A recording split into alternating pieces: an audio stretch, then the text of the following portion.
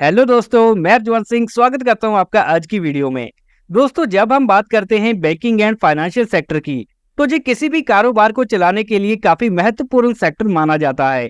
और अगर हम इंडिया की स्टॉक मार्केट की बात करते हैं, जिसमें निफ्टी 50 का जो बड़ा इंडेक्स है, उसमें अगर हम इन मेन सेक्टर्स की एलोकेशन की बात करें तो यहाँ पर बैंकिंग सेक्टर में 12% की एलोकेशन रखी गई है और वही जो फाइनेंस सेक्टर है उसमें 8% की एलोकेशन रखी गई है।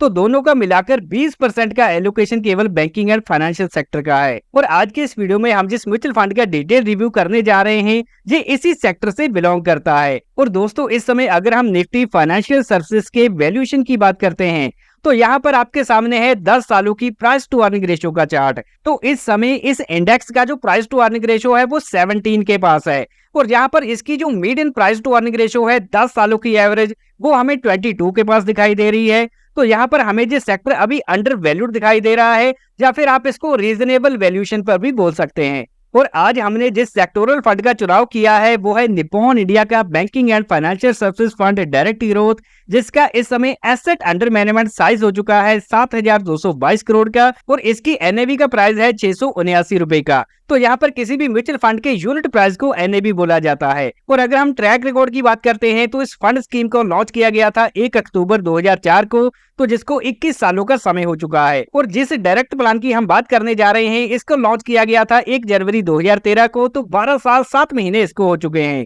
और एक्सपेंस रेशियो यहाँ पर हमें देखने को मिल रही है 0.99% की। तो म्यूचुअल फंड को मैनेज करने के लिए सालाना हम जो फीस देते हैं उसको एक्सपेंस रेशियो बोला जाता है। तो यहाँ पर अगर हम एग्जिट लोड की बात करते हैं, तो इस म्यूचुअल फंड में की गई इन्वेस्टमेंट को अगर 1 महीने के अंदर अंदर ही रिडीम कर लेते हैं तो 1% एग्जिट लोड एप्लीकेबल है। और 1 महीने के बाद रिडीम करने पर किसी भी प्रकार का एग्जिट लोड नहीं लगता। और जे म्यूचुअल फंड जिस बेंचमार्क इंडेक्स को फॉलो करता है उसका नाम है निफ्टी फाइनेंशियल सर्विसेज TRI, जिसको टोटल रिटर्न इंडेक्स बोला जाता है। और यहाँ पर मिनिमम SIP इन्वेस्टमेंट शुरू करी जा सकती है 500 रुपए से। और वहीं अगर किसी को लमसम इन्वेस्ट करना है, एक बार में पैसा लगा के चलना है, तो यहाँ पर 5,000 से निवेश को शुरू करा जा सकता है। और इसके बाद हम रुक करते हैं फंड मैनेजर्स की ओर, जिनके द्वारा इस म्यूचुअल फंड को मैनेज किया जाता है। सबसे पहले नाम आता है विनेश शर्मा जी का, जो कि 9 अप्रैल 2018 से इसको मैनेज करते आ रहे हैं। और इनके पास अगर हम एक्सपीरियंस की बात करें तो ICICI प्रूडेंशियल में जी काम कर चुके हैं, Kotak Mahindra mutual fund, JP Morgan India private limited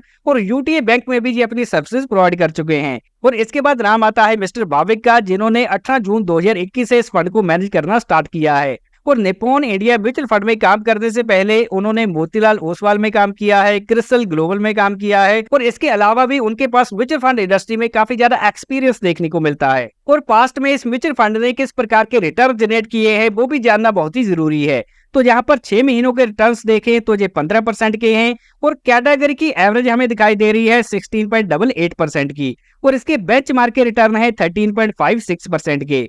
और वहीं एक साल में देखें तो 9.89% के रिटर्न है। कैटेगरी एवरेज 10.75 और निफ्टी फाइनेंशियल सर्विसेज के 13.28% के रिटर्न देखने को मिल रहे हैं। और 30 सालों की जो एवरेज ग्रोथ परसेंटेज है वो इस म्यूचुअल फंड की है 19.74% की। और यहाँ पर कैटेगरी एवरेज है 19% और जो बेंचमार्क है उसने 13.25% के रिटर्न बना के दिए हैं। तो 23 सालों में इस म्यूचुअल फंड ने अपने बेंचमार्क और कैटेगरी को काफी बेहतर तरीके से बीट किया है। और वही 5 सालों की मीडियम टर्म में देखें तो जो रिटर्न है तकरीबन 26% के और कैटेगरी की एवरेज है 23% की और जो बेंचमार्क है उसने 19% के एनुअलाइज्ड रिटर्न जनरेट किए हैं। और अगर हम 10 साल के लंबे टाइम पीरियड में देखते हैं तो इस म्यूचुअल फंड ने 15.12% के एनुअलाइज्ड रिटर्न बना के दिए और कैटेगरी की एवरेज रही 15.74 की और जो बेंचमार्क है इसने 14.40% के एनुअलाइज्ड रिटर्न जनरेट किए हैं। और जब बात आती है एसेट एलोकेशन की, तो यहाँ पर इक्विटी में हमें 98.6% की एलोकेशन दिखाई दे रही है और कैश में इनके पास 1.4% अवेलेबल है। और मार्केट कैप के हिसाब से देखा जाए तो इस म्यूचुअल फंड में लार्ज कैप कंपनीज हैं 66%, मिड कैप है 23% और जो स्मॉल कैप कंपनीज हैं उनकी एलोकेशन 8.69% की रखी गई है। तो यहाँ पर हमें एक अच्छा डाइवर्सिफाइड पोर्टफोलियो दिखाई दे रहा है। और इसके बाद अगर हम टॉप सेक्टर्स की बात करें तो मेन सेक्टर तो इनका फाइनेंशियल सेक्टर है, जिसमें 87% का निवेश किया गया है। इसके बाद नाम आता है इंश्योरेंस सेक्टर का, जिसमें तकरीबन 8% और यहाँ पर सर्विसेज सेक्टर में 2.87% की एलोकेशन रखी गई है। और इस म्यूचुअल फंड की टॉप 10 होल्डिंग कंपनीज में सबसे पहले नाम आता है HDFC बैंक का 17%, ICICI बैंक 16%, एक्सिस बैंक में 9%, SBI में 6.72 और SBI लाइफ इंश्योरेंस कंपनी में भी 4.25% की एलोकेशन रखी गई है।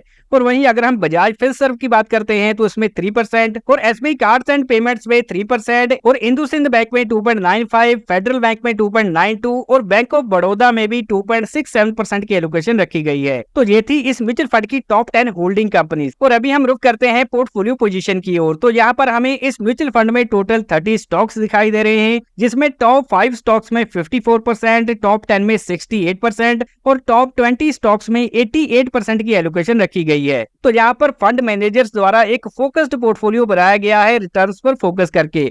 इसके बाद बारी आती है टर्नओवर रेशियो की कि एक साल में फंड मैनेजर्स कितना ज्यादा चेंजेस कर देते हैं अपने पोर्टफोलियो में। जितना चेंजेस कम होंगे उतनी पोर्टफोलियो में स्टेबिलिटी दिखाई देती है। तो यहाँ पर हमें टर्नओवर रेशियो दिखाई दे रही है 20% की, जो कि बहुत ही कम है। तो यहाँ एक स्टेबल पोर्टफोलियो बना हुआ है। और इस म्यूचुअल फंड की प्राइस टू अर्निंग रेशियो देखें तो ये 19 की है और बेंचमार्क की 17 की है। तो इस म्यूचुअल फंड के वैल्यूएशन अपने बेंचमार्क के आसपास ही दिखाई दे रहे हैं। और यहाँ पर अगर हम पिछले 5 सालों में इस म्यूचुअल फंड की अपने पीएस के मुकाबले परफॉर्मेंस की बात करें तो यहाँ पर आपके सामने 5 साल की चार्ट अवेलेबल है। तो आप देख सकते हैं कि SBI का जो banking and financial services fund है, इसने 5 सालों में 187% के रिटर्न बना के दिए। और इन्वेस्को इंडिया का जो फाइनेंशियल फंड है, इसने 195% के, टाटा बैंकिंग ने 173 के और जो IC प्रूडेंशियल का बैंकिंग एंड फाइनेंशियल फंड है, इसने 164% के रिटर्न बना के दिए। और आज हम जिस म्यूचुअल फंड का डिटेल रिव्यू कर रहे हैं, जो कि निप्पॉन इंडिया का banking and financial services fund है, इसने 5 सालों में 224% के रिटर्न बना के दिए हैं।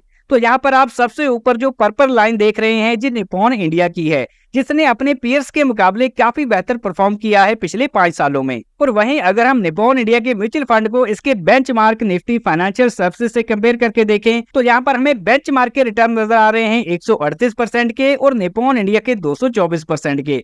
तो इसने लगातार अपने बेंचमार्क को आउट परफॉर्म किया है पिछले 5 सालों में। तो यहाँ पर प्रदर्शन काफी बेहतर दिखाई दे रहा है। तो दोस्तों, यहाँ तक हमने इस बैंकिंग एंड फाइनेंशियल सर्विसेज के म्यूचुअल फंड के बारे में डिटेल में समझ लिया है। और अभी अगर हम कंक्लूजन पे आते हैं और इसके पॉजिटिव पॉइंट्स देखते हैं तो हमारे सामने है इसकी लोअर एक्सपेंस रेशियो, जो कि कैटेगरी के मुकाबले काफी कम है। और वहीं अगर हम इसकी कंसिस्टेंसी की बात करते हैं तो इसने पिछले 1, 3, 5 और 10 सालों में कैटेगरी एवरेज को बीट किया है।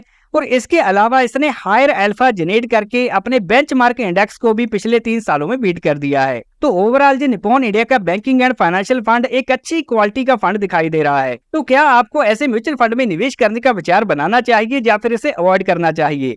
तो ये डिसीजन लेने से पहले आपको सारी बातें पता होनी चाहिए, जैसे कि ये एक सेक्टोरल फंड है, ये सिर्फ फाइनेंशियल एंड बैंकिंग सेक्टर पर फोकस करके चलता है, उन्हीं कंपनीज में जी निवेश करके चलता है। तो उस सेक्टर का जो ओवरऑल इम्पैक्ट है हमें इस म्यूचुअल फंड में देखने को मिलेगा। तो अगर ऐसे म्यूचुअल फंड में आप निवेश करने का विचार बनाना चाहते हैं तो रिस्क प्रोफाइल यहाँ पर एग्रेसिव होना चाहिए और 5 से 10 साल का इन्वेस्टमेंट होराइजन होना चाहिए। और इसके अलावा अगर हम सेक्टर की बात करें तो आपको फाइनेंशियल सेक्टर की एक अच्छी समझ होनी चाहिए। और जो investor banking and financial sector की कंपनीज में ही निवेश करना चाहते हैं उनके लिए म्यूचुअल फंड सूटेबल रह सकता है। तो ये सभी बातें समझने के बाद इन्वेस्टमेंट का विचार बनाया जा सकता है। और अभी हम देख लेते हैं डिस्क्लेमर। तो दोस्तों, ये जो म्यूचुअल फंड इन्वेस्टमेंट है, ये बाजार जोखिमों के अधीन होती है और इसमें मिलने वाले रिटर्न्स की कोई भी गारंटी नहीं होती। और किसी भी म्यूचुअल फंड की पास्ट परफॉर्मेंस ये इंडिकेट नहीं करती कि आने वाले सालों में भी उसी प्रकार के रिटर्न मिलेंगे। और हमारे द्वारा किसी भी इन्वेस्टमेंट स्कीम को प्रमोट नहीं किया जाता, क्योंकि हमने जो वीडियो बनाया है केवल एजुकेशन पर्पस के लिए।